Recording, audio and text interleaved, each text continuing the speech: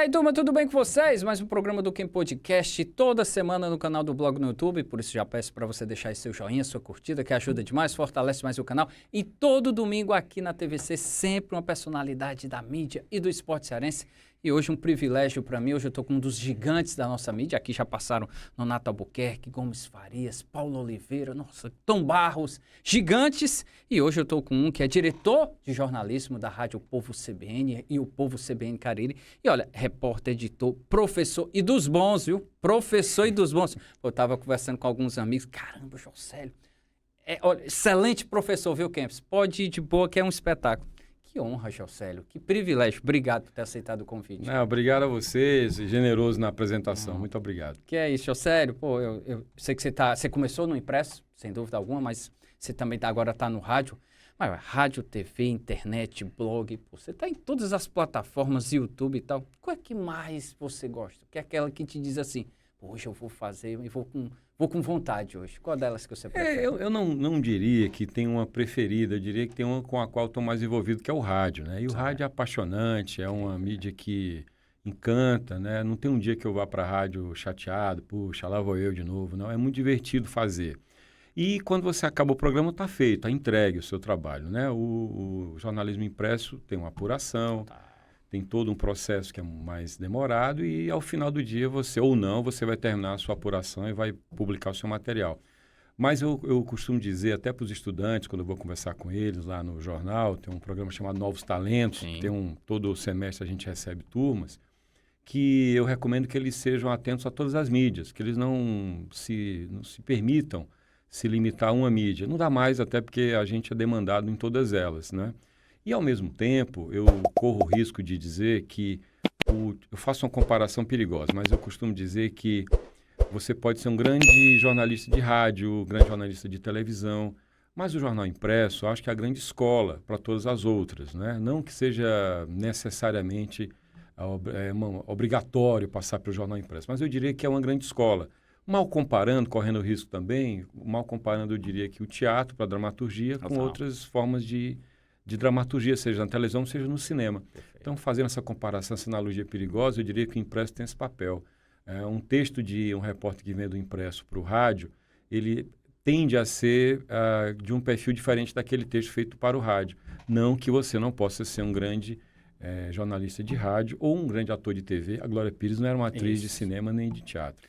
E ser âncora, é bacana? É bacana ser no rádio? Eu acho que ser âncora é você conseguir juntar naquela atividade o seu repertório. O seu repertório de conhecimento mínimo sobre os assuntos. Você não, em nenhuma situação de jornalismo você pode se arvorar a se colocar como um especialista, a menos que você de fato seja. Mas o âncora de rádio ele tem um desafio imenso, que é todo dia estar preparado. Isso envolve uma boa produção, envolve você dominar o básico, a munição básica para tratar dos assuntos. E ser âncora envolve você exatamente ter essa capacidade de dialogar com quem você vai receber, seja na política, na economia, numa questão urbana, numa questão que envolva meio ambiente, não é? Agora, cada vez mais, Kempis, eu penso que o improviso ele é apenas um elemento, mas você tem que ter, eu insisto na formação, quanto mais profunda, melhor em todas as áreas. Não que você vá, repito, você ser aprofundado. Mas você vai falar de urbanismo, você não precisa ser arquiteto, mas você tem que dominar conceitos básicos. Sei lá, posso citar um conceito básico de fachada ativa, que é você ter um prédio que não tem um paredão horroroso, como tem feito em Fortaleza. Você tem ali ao invés disso, você teria um prédio com loja embaixo ou com um desenho menos hostil. Então, você necessariamente não vai ser um urbanista, mas você vai saber o mínimo de conceito em relação a isso para você conversar sobre urbanismo. Caramba, transporte público, você não precisa ser necessariamente um engenheiro de transporte, mas você precisa ler sobre isso, conversar com as suas fontes, e conversar com as fontes é determinante, fazendo naturalmente a medição do interesse dela no assunto, para você tratar de transporte urbano sabendo por que faz sentido ou não uma tarifa grátis, ou o que significa um subsídio para um sistema operar, ou dizer, com todas as letras, que é criminoso permitir que tenha app de moto para transporte de pessoas. Por que você vai falar isso? Porque você conversou com fontes, porque você leu artigos confiáveis e porque você viu experiências pelo mundo. Então, o âncora, assim como qualquer jornalista, ele precisa ser responsável com o que emite opinião. Se você não tem o mínimo de fundamento, você não emite opinião. Esse é um desafio, é uma responsabilidade que a gente tem. E eu imagino que seja diariamente esse desafio para você, né? Porque são vários entrevistados que você tem praticamente todos os dias que você faz um programa. E é dos mais variados tipos, né? Então, assim, além do seu conhecimento, você precisa de uma produção também muito boa. E eu acho que o âncora tem esse trabalho gigantesco. É como se fosse uma antena circulando, né? Você, nossa, é isso, aquilo aqui. Eu acho que isso também causa um impacto muito grande no público, porque o público se sente... pô, ele sabe, ele entende. Eu posso confiar nele aqui, que eu sei que ele vai estar me representando. Eu imagino que... eu defendo que você tem que ter essa preocupação com o interesse do ouvinte, né? E você na edição, né? A edição que eu digo, na preparação que você vai conversar, você vai mirar no que seja de interesse dele. E muitas vezes o entrevistado pode ser mais hermético, pode ser mais técnico, né? Isso. E você vai trazer essa conversa para o ouvinte do seu programa, o perfil do seu ouvinte, né? Então, hoje, por exemplo, a gente fez um programa ao vivo com um especialista em contas públicas, enfim, o Raul Veloso, um dos grandes nomes do Brasil. É um assunto árido, é um assunto que não é muito palpável, mas você vai transformar aquela conversa em algo que seja palatável para o ouvinte médio do programa, né? Que está no rádio, um canal aberto. Então, você vai trazer aquela preocupação com orçamento, com pagamento de previdência para o seguinte, Raul, pelo desenho que nós temos hoje, quando é que a gente vai ter dificuldade de pagar os benefícios? Então, o que é que se pode fazer se a política quer fazer obra, mas as contas estão dizendo que não dá para gastar assim? Então, você vai ao máximo tentar aproximar do ouvinte, porque quanto mais simples você for, mais eficiente você vai conseguir chegar, né? Perfeito. Vai conseguir ser. Ô, José, me tira uma dúvida. Filho mais velho, que história começou? Geografia? Fiz vestibular para geografia? Isso é verdade mesmo? Como foi isso, rapaz? Quando eu fui fazer vestibular, eu, na verdade, queria ser publicitário, né? Eu pensava em várias coisas. Pensava em fazer engenharia mecânica, porque eu gostava da ideia de mexer com motor, mas é coisa de impulso, né? Com 17 anos. Aí eu descobri que eu gostava de comunicação, mas da parte publicitária. E aqui no Ceará não tinha ainda faculdade de publicidade, né? Estou falando de 1990. Então, havia um curso de jornalismo na UFC, para o qual eu fui aprovado, que tinha uma disciplina que tratava disso, com o Gilmar de Carvalho. Grande Gilmar. E aí foi meu orientador na especialização. Então, o que acontece? Era o que tinha de mais afim. Então, fui fazer, só que o curso é eminentemente jornalismo, na época, né? Era um curso de jornalismo. E aí eu fui me envolvendo, tinha professores que eram muito sedutores, né? Como Agostinho Gossam. Então, aqueles conteúdos me aproximaram. Aí, rapidamente, você começava a estagiar, comecei a trabalhar na Tribuna do Ceará, de lá fui para o Jornal Povo, enfim. Então, você vai se envolvendo. Geografia, porque do que havia no cardápio, era o que mais me atraía. Geografia não é uma ciência muito rica, né? Muito próxima do jornalismo, né? Discute questões urbanas, questões diversas. Então, tinha uma afinidade. Passei em primeiro até, mas não ganhei prêmio nenhum. E aí eu abri mão da vaga e fui para o jornalismo, porque na época não era possível, acho que ainda não é permitido, passar em duas públicas e fazer ambas. Então, optei pelo jornalismo. Rapaz, eu achei interessante isso. Poxa, eu fiz para letras.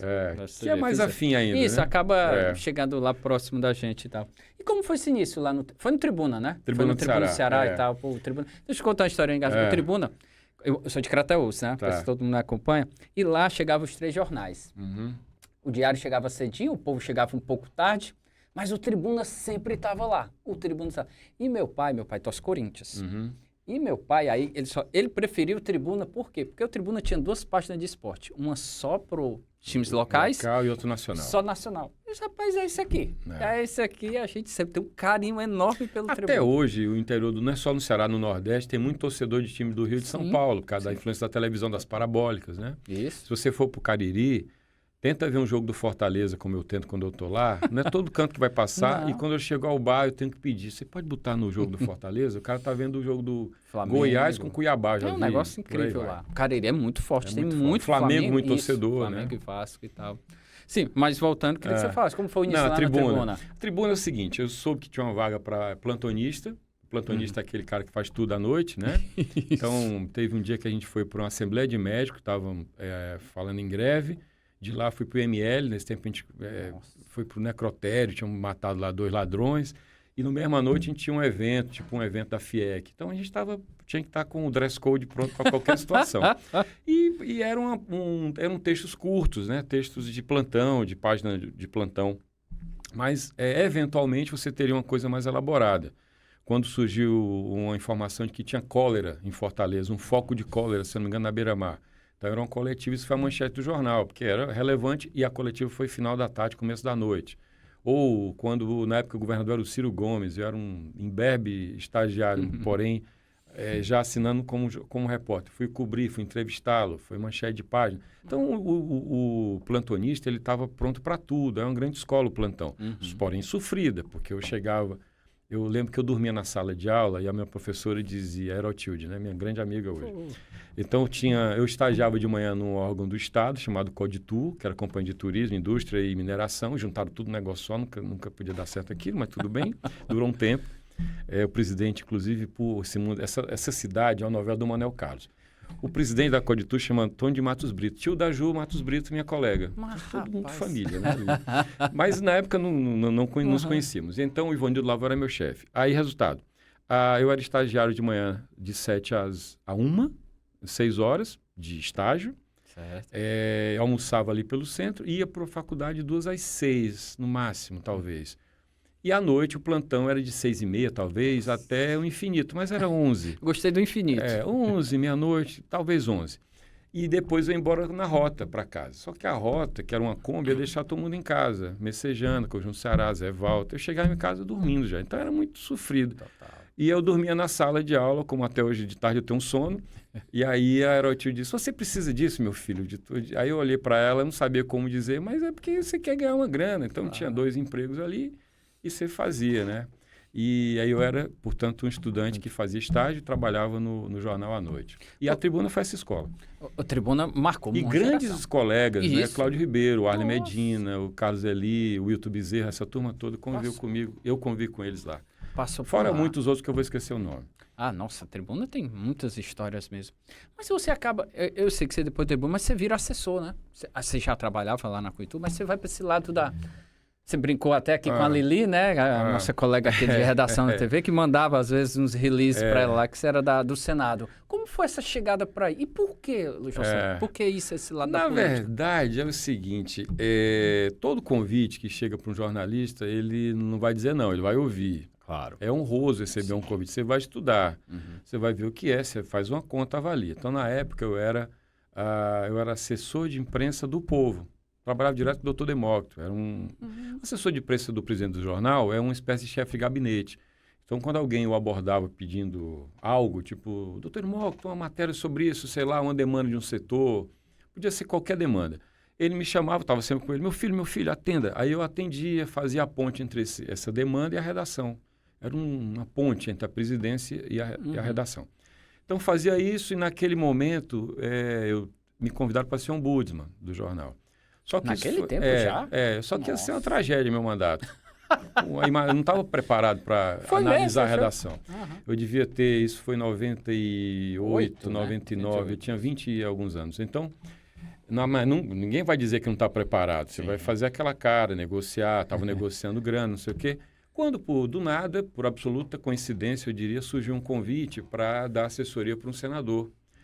E um assessor direto desse senador era um grande amigo de quem eu tinha sido assessor quando secretário. Cláudio Ferreira Lima era assessor do senador Sérgio Machado, líder do PSDB no Senado naquela época. E aí o Cláudio precisava de um assessor para a equipe e me convidou. O salário era ótimo, o salário de Brasília em Fortaleza era muito bom.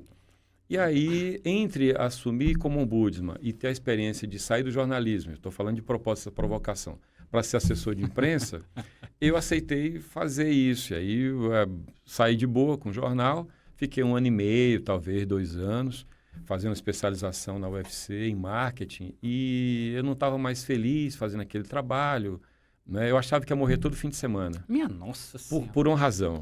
Porque era assim, todo sábado a gente viajava para um lugar diferente do interior do Ceará, um bimotor. Meu Jesus. Então, na sexta noite, eu jantava com a minha namorada, veio a mãe dos meus filhos. Jantava com ela, achando que sábado ia dar ruim. Chegava do voo final da tarde, normalmente era um aeroporto sem iluminação noturna, né? Iluminação. Aí eu pousava final da tarde no aeroporto velho, e a gente jantava para comemorar que eu estava vivo. Era muito estressante. E aí, resultado, era um trabalho de municiar o senador com informação. Eles chegavam a um determinado município sabendo, por exemplo, qual foi o último assalto, qual era o preço do feijão, de onde é que vinha o peixe, Nossa. como é que era o cenário, né? Isso tudo montado junto com o Cláudio, que era o cérebro do gabinete. Então, a gente tinha um trabalho que não era de necessariamente apenas mandar release e tal. Era de municiar o senador com informação. Fiz isso durante 1 ano e meio, 2 anos, talvez. E aí, na especialização, eu fiz um tema, uma monografia, que era sobre um jornal popular do Grupo Povo, que durou um pouco tempo, chamado Hoje. Sim, lembro. E Era Hoje o Jornal da Rua, se não me engano, que tinha na época do... O Sistema Verdes Mares lançou Isso. um a toque de caixa. Isso. Né? O doutor Emal que fez uma palestra e mencionou rapidamente, fizeram o outro lá. E aí deu tudo certo por um tempo. Mas aí, na especialização, eu analisei o jornal Hoje, que todo dia mudava de nome. Era Hoje segunda, Hoje terça, Hoje quarta, era assim. E aí, na especialização, entrevistei o doutor Demócrito, que aí, na conversa, me convidou para voltar para o jornal para fazer a coluna de economia, que era uma coluna chamada Vertical SA, que o Egídio Serpa fazia, mas tinha saído para a campanha do Ciro. E o Fábio Campos, meu amigo, me chamou para tocar com ele o projeto do Anuário do Ceará, que até então era um título que o povo tinha guardado numa gaveta, tinha comprado do Dorian Sampaio e não tinha lançado. E o Fábio viu ali um potencial de virar uma boa publicação, como de fato é até hoje. Nossa. E aí me chamou para ser editor executivo. Então eu voltei para o grupo para ser o editor executivo do Anuário, que foi vendido na confiança, no discurso e na credibilidade do povo, porque não havia algo para mostrar, era uma intenção. Então eu conciliei a coluna de economia com o Anuário, isso durante muito tempo com o Fábio. Quando o Fábio saiu, eu assumi como editor-geral e aí até hoje. Pô, já que você tocou no Anuário, eu queria que você pudesse falar. É sem dúvida alguma... antes da internet, a gente tinha a Barça, né? Cara, a Barça e tudo, os mais novos devem lembrar. O Anuário serve praticamente como uma Barça pra gente, né? O Anuário... O Anuário é um negócio espetacular, né? O Anuário tem 680 páginas, 14 capítulos, né? Ele poderia, como eu disse no discurso de lançamento,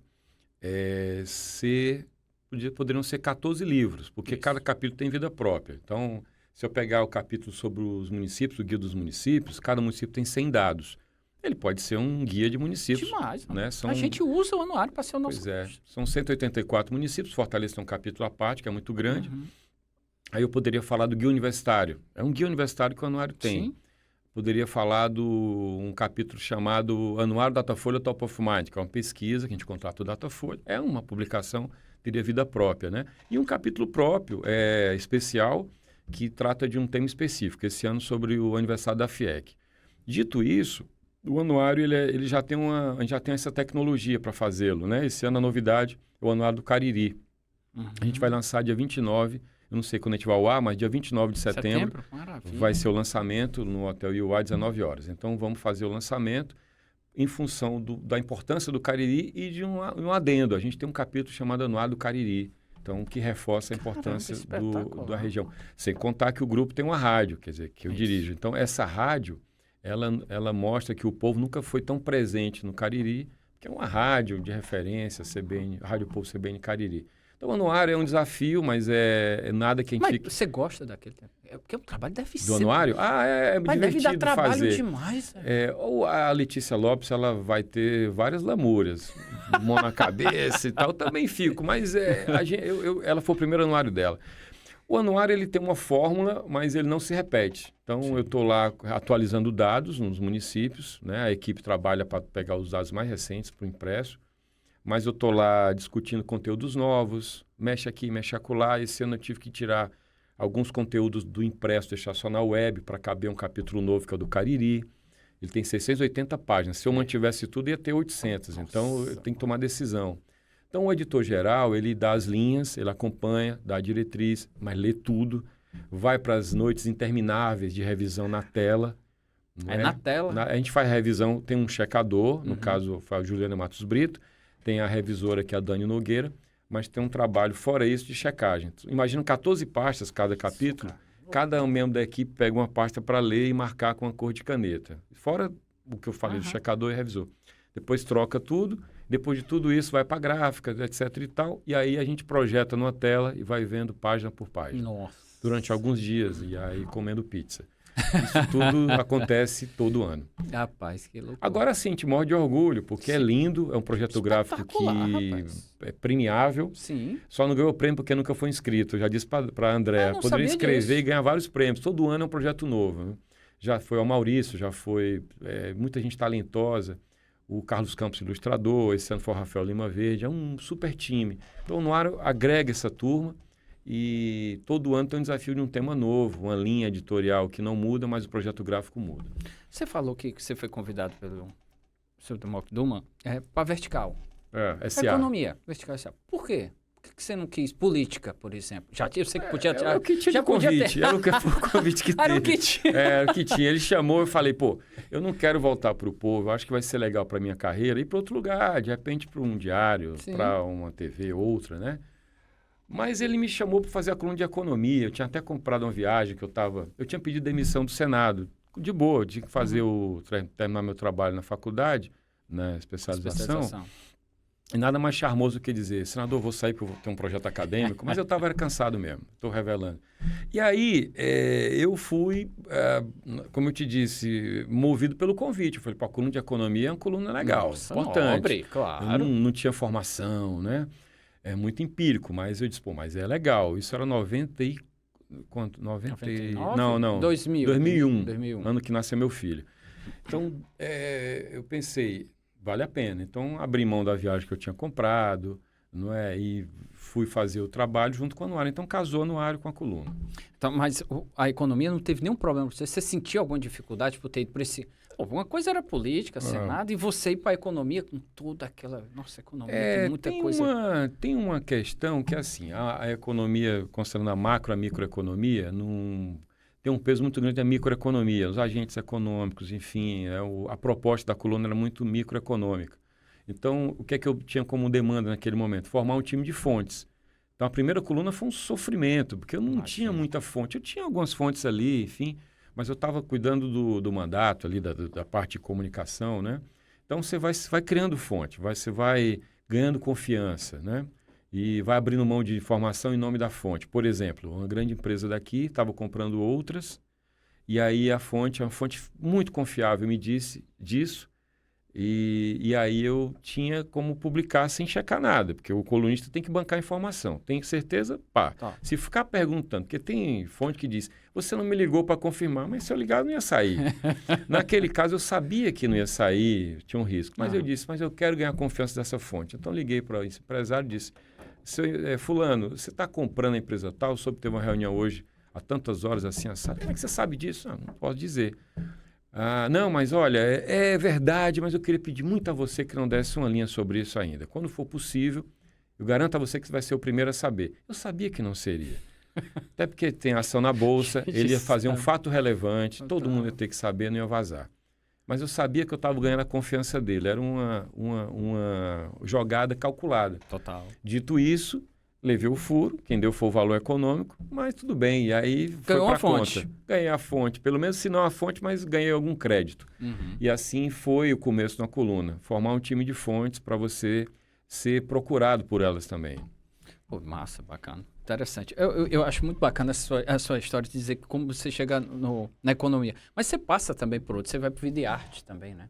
O Videarte foi antes, né? Isso, que é um pouquinho antes. É antes do Senado? Foi. O Videarte foi em 96, do século passado. Na verdade, eu era da economia, quando eu fui para o Povo em 94. E passei um tempo, não sei o que e tal. E aí, não sei como foi exatamente, mas fui para o Videarte. E o Videarte tem histórias ótimas que eu vivi no jornal. Eu imagino, divertidíssimas. Tem duas que eu lembro. Não sei se dá tempo contar. Claro! E aí, o Videarte eu conciliava com outra atividade, que era editor de turismo. É o melhor cargo no jornal, que era delícia. Viajar para burro. Eu adoro viajar. Eu edito veículos hoje, que me faz viajar um bocado menos por causa do rádio. Então, no caso da editoria de turismo, eram 2 páginas semanais. Que aí eu viajava, eventualmente fazia matéria de serviço e conciliava como repórter do Videarte. Tinha como editor o Walter Coy, depois a Beatriz Furtado, mas o Walter mais tempo. E o Walter é muito irreverente, a gente tinha muita sintonia. Então, lembro de 2 situações que eu me diverti muito. Uma delas foi quando a gente teve a informação que o Marcelo Bonfá, baterista do Legião Urbana, estava no Ceará. Isso era uma segunda, talvez terça no máximo. E o Renato Russo tinha morrido no sábado. Então, o Brasil inteiro queria ouvir o Bonfá ou o Dado Villa-Lobos. Aí foi mobilizado um repórter para tentar encontrá-lo, porque uma fonte no aeroporto falou que ele estava no Ceará, tinha alugado um Corsa preto. E aí a gente tinha essa informação do Corsa, tinha uma pista do endereço, o cara da locadora vazou, né? E aí, dito isso, o repórter foi para o Cumbuco tentar encontrá-lo. Acho que era o Rodrigo de Almeida, meu colega. E aí não encontrou. Fui rendê-lo. Aí quando eu cheguei ao Cumbuco, aí eu pensei, se eu procurar por ele, eu o vi, não vou abordar logo não, ele vai ficar com raiva. Então eu vou procurar os bugueiros. Cheguei na colônia lá de bugueiros, eu falei, ele falou, não, tá ali naquela rede, é ele. Aí eu pensei, pô, já que ele tá ali, vou pegar o máximo de informação com o bugueiro, para eu poder abordar, já se ele mandar embora eu tenho alguma coisa. Aí como é que ele tá? Tá chorando, não tá chorando? O que é que ele come? O que é que ele fala? Então tinha algumas coisas. Agora eu vou lá. Fui com o fotógrafo. Quando eu fui me aproximando, tinha um monte de criança do meu lado, parecia o clipe do Mama África do Chico César. Um monte de menino lá no Cumbuco. Aí quando eu cheguei à rede, ele estava com a Estrela do Mar na mão, o Bonfá, e aí eu disse, olá, bom dia, ele viu o gravador, né? Ele falou, não acredito. Eu paguei X mil reais para fugir de tudo isso que você quer saber. Eu falei, não, tudo bem, se você não quer falar, não tem problema. Queria só te ouvir. Tá, não vou falar. A mulher dele tinha, acho que o avô cearense, o pai, enfim, por isso que ele também veio para cá. E a mulher dele, fala, Marcelo, fala. E ele, não vou falar e tal. Eu disse, bom, o cara tá puto, vou embora. Aí dei meia volta com o meu fotógrafo, que eu esqueci o nome, era um fotógrafo que era freelancer do jornal. Quando a gente estava voltando, saindo, aí eu disse pro fotógrafo, você fez a foto, né? E ele não tinha feito. Nossa. Então ele deu meia volta, nem me toquei. Quando eu olhei, ele já estava em cima de uma jangada com o fotógrafo fazendo um ensaio pro jornal. Aí eu disse, bom, agora eu vou ligar o gravador, ele vai falar, tá relaxado. E aí falou para burro, a banda continua ou não continua, fiz várias perguntas. E o título que eu dei, o Walter endossou, foi Vento no Litoral. Era ele em cima da jangada. Olha, me arrepiei agora, rapaz. E aí a gente conseguiu, essa foto foi vendida para o Brasil todo, enfim, foi um furo do jornal no Vida e Arte, que era o caderno de cultura até hoje. E a outra situação foi o Walter me mandando para entrevistar o Roberto Carlos, porque supostamente o Roberto Carlos estava no Ceará, estava em Fortaleza, porque ia fazer um show em Teresina e não tinha um hotel para ele em Teresina. Nossa. Ele não queria ficar em Teresina. E o hotel seria o César Park, onde hoje é o Gran Marquise. E aí eu disse, isso não vai dar certo. Mas eu nunca gostei de entrar de cabeça sem poder tatear antes. Eu lembrei que no dia anterior eu tinha bebido no Cais Bar, numa mesa com amigos. E uma das amigas, a Marília, tinha uma amiga que era telefonista do César Park. E eu estou entregando? Não, já faz tempo. Né? Faz tempo. Ela deve ter saído de lá. O que é isso? Vai que ela está lá no Gran Marquise, já foi. E aí ela foi e falou, eu liguei para ela, Marília, fulana, papo, ela, estou de férias, mas eu vou checar. E aí a menina liga para a colega telefonista, depois me liga de volta. Tá na suíte tal, bibibi, bobobó, tá saindo um Vectra branco pela Senador Machado, que é a rua de trás, eu tinha todo o mapa. E aí, o que é que eu fiz? Eu fui para lá e já prescreveu o crime, né? Aí eu fui para lá, cheguei lá e não peguei o elevador no térreo, porque iriam me barrar. Eu disse, vou pro mezanino, que aí é mais discreto. Total. Fui pro mezanino, subi. Quando chego lá, ia passando uma pessoa que trabalhava no hotel, não vou dizer a função, eu disse, o Roberto tá ali. Aí apontou a porta e aí me deu várias informações básicas dele. Eu disse, agora eu vou lá bater na porta dele. Quando eu cheguei à porta do quarto, eu não bati na porta. Eu achei que era invasivo. Eu falei, mas tem um direito, o cara tá no hotel. Eu vou chegar batendo na porta? Não vou fazer isso. Mas a porta ao lado estava aberta, porque havia a porta da suíte presidencial e uma porta entreaberta. Ao fundo, eu vi o Tom Cavalcante. Estava lá o Tom Cavalcante, que era amigo da produção. Estava lá. Tinha mais algumas pessoas, eu só fiz bater na porta. Ela, pode entrar. Pensava que era o serviço de quarto, só que era eu. Quando ela me viu, uma produtora do Roberto, me viu com um gravador na mão, ela falou, pode dar minha volta, alto lá, ficou indignada. E eu falei, não, calma, tudo bem. Eu disse, olha, faz o seguinte, leva o gravador, eu te digo 2 perguntas, você faz para ele, eu nem vou vê-lo. Não há a menor possibilidade. Aí mandou embora, beleza. Mas eu tinha uma matéria para contar. Desci, peguei o carro feliz pro jornal e o título foi O Povo Chegou em Frente ao Portão. Ideia do Walter Coy. E assim foi o tempo de Vida e Arte divertidíssimo, falar de música, falar com Cristiano Câmara, que era um grande colecionador do Ceará de cinema. Caramba, rapaz. Foi muito feliz a minha vida no Vida e Arte. E não teve vontade, naquele período que você saiu, voltou, ou até mesmo buscar novamente? E do veículos também, você deve ter ido para algum salão, em seu salão de automóvel? Sim, fui para alguns, né? Fui de São Paulo, vai ter de novo esse ano, eu vou novamente, vai ser em novembro. Você vai? Dei uma parada, mas me convidaram. Eu fui para poucos. Eu fui para o Salão de Frankfurt umas 2 vezes, talvez, mas não fui para muitos. É tudo aquilo que a gente vê, realmente aquilo, porque a gente tem uma imagem quando vê, né? Nossa, a tendência, é tudo, são os melhores. Olha, existe um negócio no mundo automotivo que é meio hipócrita, sabe? Que o consumidor talvez não enxergue, né? E eu também estou me lixando se acharem ruim, que é o seguinte, é muito faz de conta, né? Quando você vai para um lançamento, para um salão, como é que é a rotina? Você recebe um guia com os estandes. Então, você tem 9h40, montadora X, Volkswagen. 9h55, conta aí 15 minutos. Vamos botar 20, vai. Mas vamos lá, falei 9h40, 10 horas, Ford. 10h20, Fiat. Aí vai até chegar nas outras, beleza. Quando você chega lá esse stand, você recebe, antigamente era um pendrive, né? Ou um kit, um press kit, enfim. Um monte de gente sentadinha na cadeira, tem um show de luz, etc e tal, aparece o carro, descobre o carro se for lançar e apresenta. E ninguém sabe que no mercado automotivo não chama mais coletiva não, né? Ah, não? Não. É o quê? Q&A. Question and Answers. Creia. Q&A. É demais, né? E aí você tá lá e o cara apresenta o produto, e aí vai ter uma outra pergunta, e provavelmente nem vai ter pergunta, vai ter só o cara falando. Quer dizer, não é uma coletiva, é uma apresentação. Pode ter perguntas, Q&A, ou não. E isso você vai percorrendo todos os stands. Então é um jogo rápido, papapum. Depois você volta, cada um com calma, conversa com os executivos, faz vídeo, faz foto, faz transmissão ao vivo pela internet, por aí vai. Um salão de automóvel é um lugar de tendência, como um salão de moda, enfim. Sim. Mas o consumidor, ele espera mais, ele espera que você traga para além do que a montadora quer que ele receba. E quando você vê que carro tal foi aprovado pela imprensa, veja que entidade está assinando aquela premiação. Se é uma entidade de imprensa séria, que o leitor não tem como saber, ele vê a Associação X de Jornalistas, ele acha que, nossa... Certeza. E muitas vezes é uma associação que não tem tanto peso assim, formada por pessoas que não estão tão rigorosas assim na avaliação, mas que querem ser convidadas, querem estar nessa festa, nesse oba-oba, viajando pelo mundo e testando carro novo na sua cidade. Caramba. Vamos mudar um pouco de assunto agora. Eu queria que você falasse dos prêmios que você ganhou. Nunca ganhei prêmio. Pera, e não é o APMEC, não foi não? Ah, beleza, sim, tá, sim, tudo sim, bem. sim. Mas aí foi uma honraria, foi uma deferência, Mas, foi pô, um reconhecimento dos economistas do Ceará, eu agradeci muito. Mas prêmio, tipo, vou inscrever uma reportagem, vou... Não, nunca... Não, recebi uma medalha do Superior Tribunal Militar em Brasília esse ano. Mas são honrarias, não são prêmios por reportagem. Entendi. Mas você foi finalista de ESSO, finalista... Eu estava na equipe, né? Na equipe lá, grande, por sinal, Cláudio Ribeiro, todo mundo. Porque o prêmio ESSO, quando havia, os prêmios, eles consideram todas as produções que compuseram aquela cobertura. Então, eu fiz uma entrevista importante ou outro material, mas...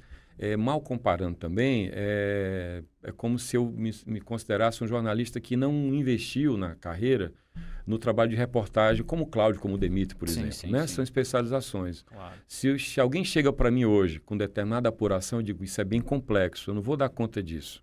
Eu não tenho como fazer isso. Eu estou de manhã inteira na rádio, eu tenho demandas, isso exige dedicação. Então, eu posso, eventualmente, já fiz isso muitas vezes, combinar com a fonte, cara, eu vou te colocar com o melhor jornalista da casa para fazer isso, que é o Cláudio, ou o Demetrio, por exemplo. O Cláudio hoje dedicado a isso. E outros colegas, que o jornal tem grandes talentos jovens, inclusive. Então, é assim que eu ajo muitas vezes. Então, na minha carreira, nunca fui um repórter que... buscasse o prêmio. Que fosse o cara da equipe de investigação. Entendi. Não, entendi, de boa. Bom, uma curiosidade. João Pedro e a Ana Catarina não foram para o jornalismo. Viram o pai sofrendo muito ou o quê? Por que não quis? Nunca reclamei. Divertidíssimo. Adoro jornalismo. Acho a profissão divertidíssima. Gosto muito. Tem várias lamúrias. Em todos nós temos mentiras se não tivesse. A gente sempre vai ter que... Até porque se a gente não for questionador, não é jornalista. Então, né, você tem discussões internas. Eu, como diretor... As discussões que eu tenho com a empresa são internas, de divergência eventual, pode ser numa cobertura, pode ser numa decisão, mas isso é do jogo, é normal. É uma relação muito de confiança entre mim e a empresa onde eu trabalho. Como dizia o Cláudio Abramo, na regra do jogo, você faz um armistício consigo mesmo quando você vai para uma empresa. Então, você está naquela empresa, você faz um armistício, você tem uma relação de confiança. É assim que funciona. E o jogo é assim, você não quer, a regra do jogo é essa, você não quer, você sai, você vai fazer outra coisa. Se for uma questão trabalhista, é outra coisa, né? Não tem essa demanda. Ponto. Com relação aos meninos, um é arquiteto e a outra faz ciências biológicas. Eu diria para você o seguinte, ele é um cara muito crítico, na política internacional. Ele sonha em fazer Instituto Rio Branco, ser diplomata. Nossa. Ele pode até não vir a fazer, mas se ele é um cara que tem uma visão crítica das questões de política internacional, no mínimo ele pode ser um articulista dessa área, não é? Ou ela, que tem um texto ótimo, mas se ela eventualmente não vier a enveredar pela biologia, ela está terminando o curso, digamos que ela diga, vou escrever sobre isso. Ninguém melhor do que um biólogo para escrever sobre biologia, Total. Ninguém melhor do que um arquiteto para falar sobre urbanismo. A questão é se ele vai ter a linguagem, vai ter a facilidade de dominar isso. E eu acho que isso é rápido. Eu sou muito crítico assim da coisa de você delimitar o campo para jornalista que necessariamente fez jornalismo, né? Total. Tem um papel de demarcar o campo do ponto de vista profissional do mercado da gente, mas do ponto de vista da qualidade, não sou tão... Não é que sou, não. Eu sou até refratário a esse discurso corporativista. Com todos os ônus que isso me traz. E ser professor? Interessante que você foi... E olha, quem eu falei, só elogios. Ah, foi? Impressionante. Falsos. Não, mas uma das... Sabe uma das características? Que você... Rigoroso? Não, no rigoroso que você queria muita prática. Que é algo que... Uma das coisas que eu mais... Olha, José, quando eu estava na faculdade, eu dizia muito... Eu achava muita teoria. Muita teoria. E pouca prática. E você parece que batia muito nessa tecla. Na verdade, é porque a disciplina que eu fui... A Unifor fez uma seleção na época. Eu fui professor da Unifor há uns 10 anos. 10 anos, isso. E eu iria fazer uma disciplina de assessoria de comunicação. E aí, na última hora, o Tilde mudou e eu fui ser professor da disciplina que tratava de texto. Jornalismo impresso? Impresso 1. Impresso 1, ok. E o que é que eu fazia? Eu tinha aula terça e quinta. Então, as terças era, entre aspas, teoria. Então, digamos que o assunto fosse fontes. Ok. Eu falava para burro, para bibi, ouvia muito. Muito importante ouvir os estudantes, não subestimá-los. Eu ouvia muito, mas na quinta era uma aula em laboratório. A estrutura da Unifor era muito boa, ainda. Então, cada estudante tinha uma máquina para trabalhar, um computador, e aí eu fazia exercícios práticos. Por exemplo, em vez de eu chegar lá no começo, quando eu não tinha ido aula, eu dizia, nossa, essa matéria vai ser útil um dia. Eu tinha uma pasta com recortes de jornal. Eu joguei tudo fora. O exercício que eu usava era do dia, era o jornal do dia. Eu chegava na sala com 2 jornais, o Povo e o Diário, quando tinha o Diário impresso, hoje só tem o Povo como grande jornal impresso do Ceará.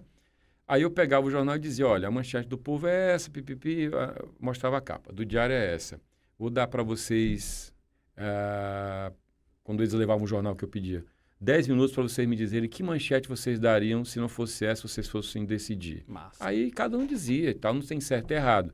Mas tem as ponderações. Se alguém dissesse, eu daria essa notícia aqui sobre esse assunto. Por quê? A gente ia discutir. Claro que aquilo ia amadurecendo o senso deles, a ideia era essa. Isso na aula... da terça. Na quinta era exercício. Então eu dizia, papel e caneta na mão, eu vou contar uma história como se fosse uma coletiva, vocês vão fazer perguntas e depois vão escrever. Sempre eu fazia um acidente de avião em que ninguém morria. Era um caça da FAB. Era um caça da FAB com 2 pilotos. Eu botava sempre 2 amigos como pilotos. Tipo o Hamilton e o Marquinhos, irmão dele.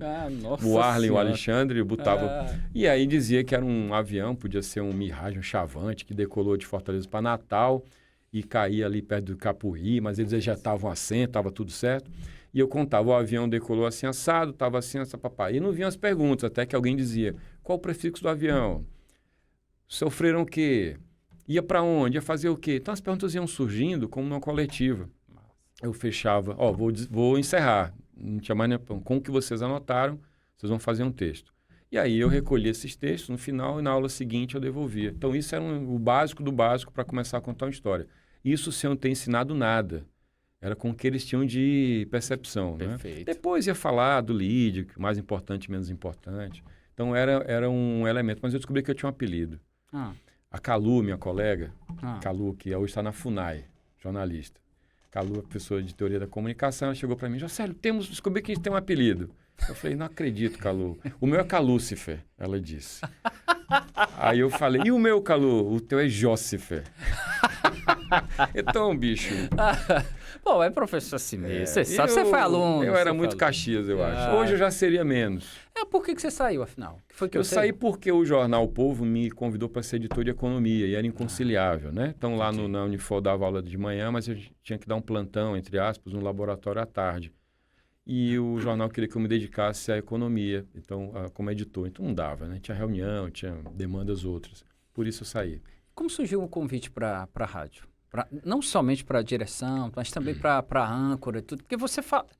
Coluna que a gente fala na rádio, né? Que você acaba falando um pouco da vertical. Tenho lá, tem um tempão já que eu tenho uns flashes que eu gravo, né? Que hoje tem um nome de blog José Leal. Eu escuto na Nova Brasil, e na CBN. Na Nova Brasil. E no Cariri também. Então, são 30 segundos. Eu gravo no celular, no carro, às vezes, em casa, ou lá.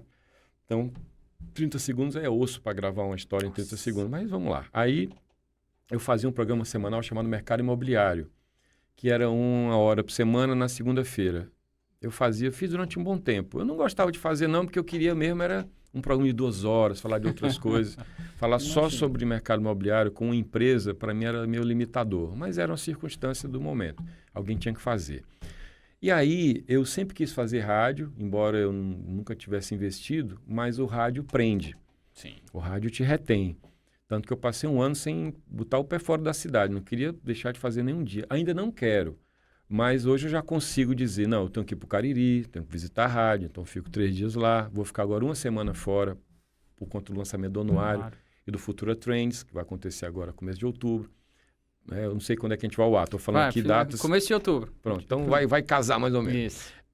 E outra, o rádio, ele exige essa dedicação. E eu, durante um tempo, estava muito livre. Eu ia muito a São Paulo, com muita pauta de veículos, né? Viajava outros países até e tal. Porque tem muito convite do veículo, né? Sim, demais. E aí que eu sempre cultivei. Quando a viagem é, por exemplo, para São Paulo na quinta, para voltar na sexta, eu não volto sexta. Eu volto domingo à noite. Total. E até hoje eu faço isso. Mas antes, se a viagem fosse na quarta, eu já emendava até domingo, de boa. Porque eu fazia o que eu fazia na época à distância. Coluna, à distância, não é? A edição de economia à distância, porque eu fui um editor que não fechava a página. Tinha até um voodoo, que eu acho que os meus colegas, alguns editores tinham um voodoo que espetava. Mas eu não dava plantão e nem fechava a página, porque foi assim que acordaram comigo quando eu fui chamado para ser editor. O jornal queria um editor mais solto, para frequentar alguns ambientes, para conversar, trafegar. Era o melhor dos mundos. Não ter a parte da manufatura, de fechar a página. Então eu tinha essa liberdade que eu prezava. E aí o rádio te prende. Mas aí, bicho, o rádio é tão atraente, tão sedutor. Um belo dia, não foi nenhuma campanha, um belo dia... Você não fez lobby, não? Nunca fiz. Eu sempre fui muito crítico dos produtos da casa, mas não em público. Eu sou o diretor da casa. Claro. Eu sempre fui muito crítico em relação a algumas questões. Fui muito crítico em relação à rádio, como já fui crítico em relação ao jornal, e sou. E eu converso com os diretores. Então, eu acho que a rádio estava no momento que precisava dar uma sacudida. Então, eu discuti esse assunto na empresa. Até que surgiu a ideia, queremos que você assuma. Eu falei, não, acho que pode ser o fulano. Eu fiz o lobby para um colega. O Arlen estava saindo da empresa e eu disse, pai, o Arlen, cara, pode ser o cara que vai ser o âncora e não sei o quê. Eu falei, não, ele não quer e tal. Então, assim aconteceu, por uma circunstância, me convidarem. Eu dizer, cara, essa é a hora. Ancorar um programa importante, dirigir a rádio, desenhar essa grade diferente. Por que não? Né? Então, eu vou completar 5 anos em abril fazendo isso, parece que foi ontem. Então, eu sou muito feliz fazendo isso, mas nunca fiz campanha para isso porque eu não queria ficar preso. Mas hoje eu estou um preso feliz, porque, como eu te disse, o ouvinte não gosta que você não vá e você sente falta quando não vai. Você deve ter ouvido isso dos meus colegas que vieram. Não é um sofrimento, é um prazer ir para lá. E aí tem uma coisa na rádio, né? A gente é muito tranquilo para fazer a Rádio Povo CBN. A gente não é uma rádio neurótica por Ibope. A gente é uma rádio muito influente. Isso. Que no Ibope pode até não ser a líder, tá ali em segundo, pode cair para terceiro, sobe para segundo. A gente briga para ser líder. Mas a gente não é uma rádio popularesca, tampouco uma rádio que fique refém do Ibope. A gente é uma rádio que preza pela influência. Então, a CBN tem um conceito, não é? E o Povo tem um conceito. No Brasil, a gente tem 3 rádios, no máximo, que usam a marca local mais CBN. É o Povo CBN aqui em Fortaleza, o Povo CBN Cariri, portanto, 2 do grupo, e uma terceira, se eu não me engano, no Norte. Eu não tenho certeza nesse momento. Então, por quê? Porque a rede sabe da força da marca O Povo. E o Povo tem essa grife CBN. Então, a gente trabalha uma rádio que é muito influente, e que se conecta com a rede, mantendo a identidade. Por isso que a gente tem, quando eu cheguei à rádio, eu criei indicadores. Tem um dashboard com indicadores. Eu nunca falei isso assim em entrevista, mas, por exemplo, a gente tem lá entrada de repórter ao vivo. Cada vez que um repórter entra ao vivo, a gente tem uma marcação. A gente monitora isso.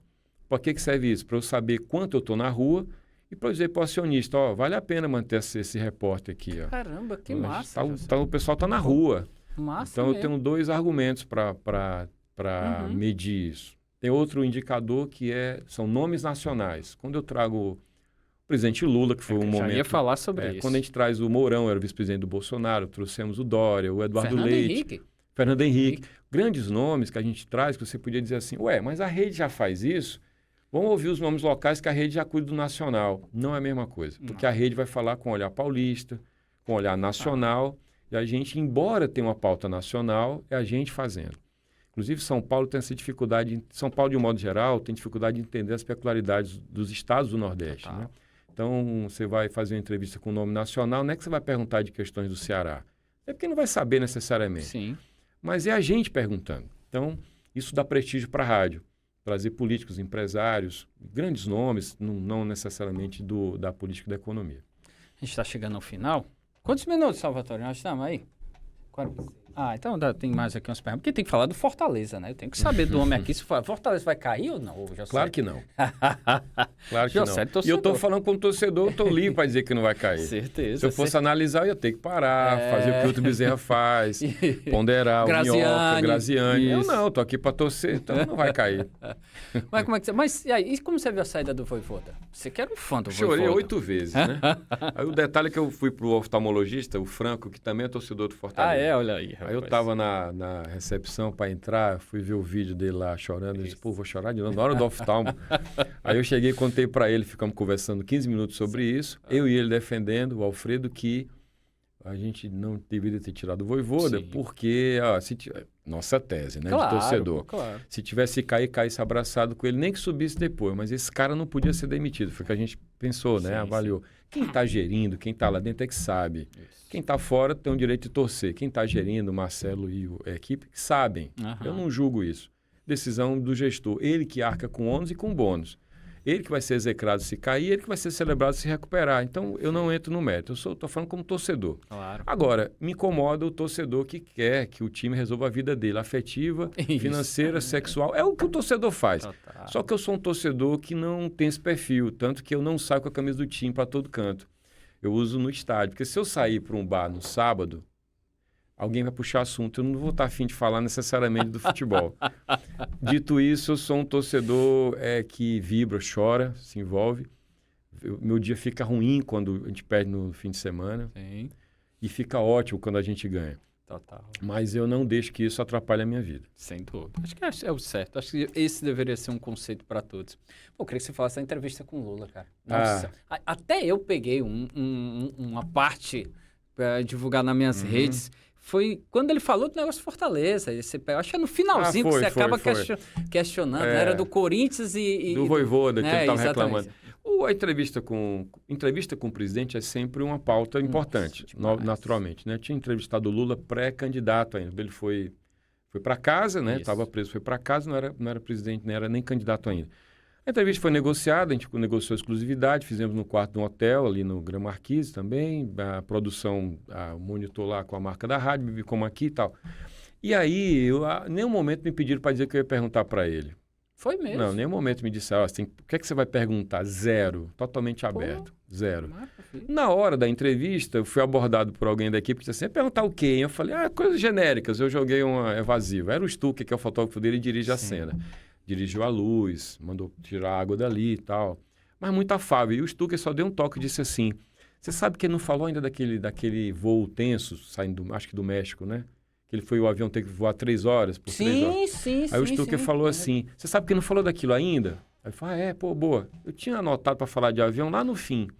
Com isso, eu abri falando. Presidente, o senhor não falou ainda sobre aquela movimentação? O que é que mudou na sua visão de mundo, de vida e tal? Desandou a falar. Falou da ideia de comprar avião e isso foi o começo da entrevista. No final, quando já tinha alguém da produção, o assessor, dizendo tem que acabar, o próprio Stucker que dá o sinal. Eu falei, beleza, bom, temos que acabar, presidente. Por mim, eu fico o dia todo. Miguel dele, ele sabe que tem que acabar. Aí ele falou, o dia todo. Eu ia falar de futebol, mas não vai dar tempo. Algo do tipo. Ele foi, começou a falar, defendendo que a seleção brasileira fosse formada por jogadores que jogam no Brasil, na época o Botafogo estava em alta. E mencionou o Vojvoda, tem um raiva daquele Pikachu que faz gol no Corinthians e tal. Então, o Lula é uma personagem muito... eu não vou fazer discurso político, um discurso como quem está vendo o entrevistado. É muito carismático. Então, ele vai te seduzir no jeito dele de falar, enfim. E eu parto do princípio que, muitas vezes na entrevista, o que o entrevistado responde não é tão importante quanto que você pergunta. Por uma razão. Você vai perguntar o que o ouvinte quer saber. E se o cara enrolar e não responder, ele vai julgar. Enrolou e não respondeu. Mas você colocou a questão. Então, tem isso. E aquela entrevista, Mário, teve um detalhe importante. A bolsa caiu e o dólar subiu. E, à medida que ele ia falando, tinha impacto na economia, porque ele falou de vários assuntos. Poderia ter sido uma pauta que versasse sobre o papel do BNB, e o Elmano, e o Camilo. Aí seria um clipping local. O ápice do clipping é você entrar nas redes nacionais. A gente entrou em todos os sites, todos os jornais, e culminou com o Jornal Nacional, que diz, presidente Lula disse hoje isso, isso, isso. Foi a Rádio Povo CBN de Fortaleza. Te marcou um golaço. Para a rádio foi importante demarcar uma posição de influência, que é a que a gente busca, que o mercado percebe isso, a influência é determinante. Não basta você vender 1 milhão de discos se for uma música que não vai falar com aquele público. Então, você tem que falar com o público que interessa. Então, a rádio, com a entrevista do Lula, marcou um gol que dificilmente vai ser superado rapidamente. Foi espetacular. Tinha tanta coisa para conversar aqui, mas tanta coisa. Eu queria muito que você falasse, enfim... Eu falo muito. Não, mas é porque tem muita coisa, são muitos assuntos. Você tem uma celebridade, um cara do seu nível aqui, falar sobre jornalismo, principalmente. Do rádio. Eu vou encerrar com essa. O rádio hoje, José, já que você está há 5 anos, você está numa rádio que é hard news. A gente passa por um momento de muita dificuldade na mídia, enfim, né? Na comunicação, polarização, toda essa coisa. Mas o rádio, ele sofre muito, que hoje precisa das redes sociais. É como se o rádio só sobrevivesse se tivesse redes sociais, se tivesse no YouTube. Como é que você vê esse desafio hoje do rádio? A gente tem, como eu te falei na rádio, né, uma tranquilidade que eu acho que é rara em rádios, que é a gente não ficar refém disso. Mas é porque você tem um suporte também. A empresa lhe dá esse suporte também, claro, né? Claro. A gente tem essa tranquilidade. Você trabalha melhor, então, desse A gente acorda e a gente faz o trabalho mirando o que é melhor para o ouvinte, naturalmente se cobrando, dizendo, está na hora de a gente mudar isso, está na hora de mudar aquilo. Vamos trazer o arcebispo Dom Gregório Paixão para de manhã também, foi uma sugestão que eu recebi, que eu acatei no outro dia. Então, a gente está fazendo essas experiências também, mas sabendo que mudanças no rádio não são de efeito imediato. Depois de 3 anos você vai dizer se quadro deu certo ou não deu certo. Não é assim no outro dia. E ao mesmo tempo, essa loucura da rede social, quando a gente acaba o programa de manhã, de tarde, a gente olha qual foi a audiência no YouTube, por exemplo. Deu X. Ontem deu mais. Mas nesse momento de manhã estava rolando o produto tal do povo também em paralelo. O algoritmo faz um jogo, né? Tem trabalho de SEO a ser feito, e é feito, mas tem sempre a gente lendo esses números e sabendo que o algoritmo muda e que ele vai entregar para você um número menor do que você queria e você vai ver que acertou quando mudou alguma coisa. Em suma, a gente tem que lembrar que o canal internet é fundamental, Instagram, TikTok é importante, YouTube, todos eles. Mas tem um canal que é sagrado, acima de todos, que é o rádio. É o rádio que o cara liga no carro. Muita gente me aborda dizendo, eu ouço você no carro. Eu também. Porque eu estou indo não sei para onde. Muita médico, advogado, estou indo por fora, estou indo para o consultório. Muita gente no carro. Então, é uma rádio que tem um público AB. Ela, 7 da manhã, a gente queria muito fazer o programa 7 da manhã, mas a rede está no ar. Então, eu entro 9 às 11. Eu já parto do princípio que o ouvinte das 9 já sabe de muitas coisas que ele ouviu mais cedo. Então, eu não posso apenas dar a notícia, né? Então, o programa, inclusive, que eu apresento, tem um slogan que nasceu por acaso, que fala informação, serviço e opinião para você formar sua opinião. Porque a gente não parte do princípio presunçoso do jornalismo que eu sou formador de opinião. Eu dou munição, você é que forma. Espetacular. Pô, José, obrigado, cara. Obrigado a você, cara. Espetacular a entrevista. Obrigado de coração. Foi um prazer. O prazer foi meu. E você que chegou até aqui, tenho certeza que você deve ter gostado. Sempre, toda semana, a personalidade da mídia e do esporte cearense no canal do Blog no YouTube. Todo domingo, 8 da noite, aqui na TVC. E hoje foi esse gigante da mídia, do rádio, do impresso, do jornal, da revista, faltando falar da revista Cenário. Rapaz, tanta coisa. Durou um tempo, foi. Rádio Povo Cariri. Enfim, gente, grande abraço a todos. Obrigado pela companhia e até a próxima.